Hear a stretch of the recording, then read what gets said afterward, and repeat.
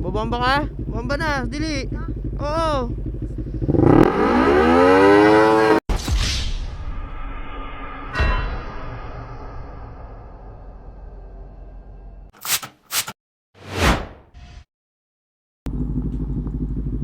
So welcome back to my channel guys, no.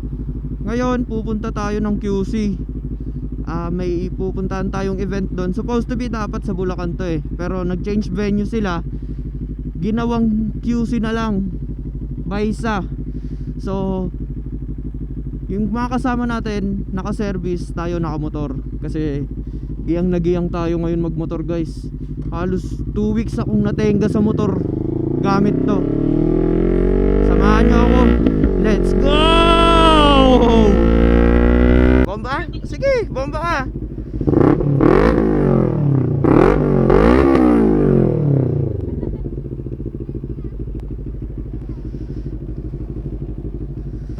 Mga bata nga naman talaga. Bobomba ka? Bomba na, dili. Oo.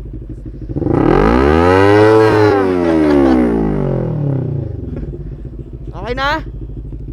Ingat kayo ha. Grabe yung bomba.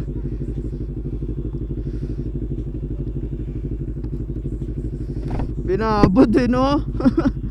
Grabe yung bomba ng batang yon.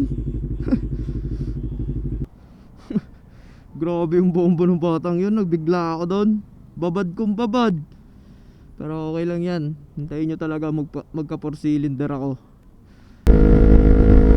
Mahirap dito eh, sa MCX ang lakas ng hangin dito eh. Although kahit sana mga expressway, pero yung hangin dito lakas eh. Buti na lang smooth kalsada dito, parang NLEX.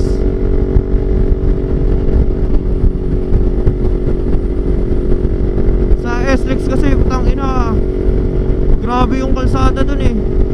Parang ano, parang moon. Daming crater. Ay, tunnel.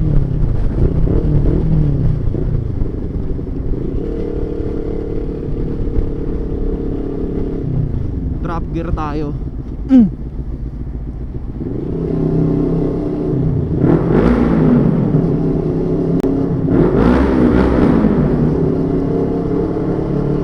Ay, sarap. Content natin ngayon, no? Tanga na, wala akong makontent. Basta vlog lang ako ng vlog. Wala tayong makontent. Magkukulitan na lang tayo sa biyahe, no? Too much energy tayo ngayon. Sunod lang tayo sa service natin. Ito kasi yung service nila eh. Sunod lang tayo dyan. Hindi ko alam papunta dun eh. Although alam ko yung pa Skyway, pero hindi ko alam kung saan na-exit. Diba? Ang lakas ng loob natin magmotor, pero hindi natin alam kung saan tayo pupunta.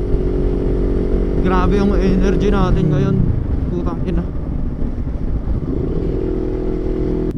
Traffic nga talaga to. Tollgate ata to, gar. Buti di ako nag-t-shirt. Bala ko pa naman mag-t-shirt. Ang init to. Ramdam na ramdam ko sa sleeves ko yung init.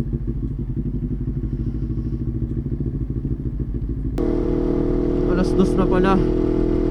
Mag-aalas 2. Tapos yung start ng event namin doon is alas 3. Ina, isang oras. Kaya yan.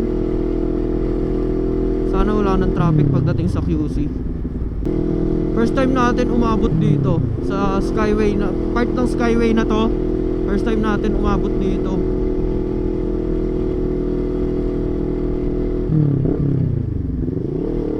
Kasi ang pagkakalala ko sa Quirino ata kami noon bumaba, nag-exit nung nag-cathedral kami. Breakfast ride. Crosswind. Ito yung ano eh, patagilid yung tama nung hangin. Ito, isa to sa mga dahilan kung bakit bawal yung magagaan na motor sa expressway. Pag tinamaan ka ng crosswind, talagang gigewang ka talaga. Not at least kung mabigat yung motor mo.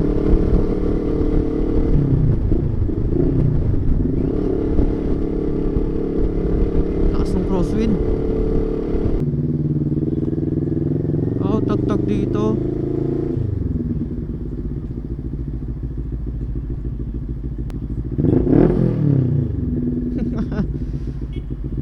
Kala ni kuya di ko siya narinig. Bomba daw.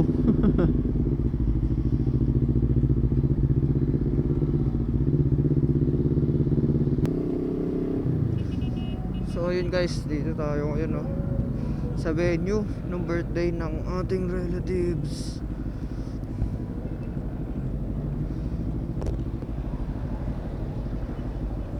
Siguro hanggang dito na lang muna no. Thank you sa pagsama sa akin. Ride safe sa inyong lahat. God bless and thank you sa suporta. Peace out.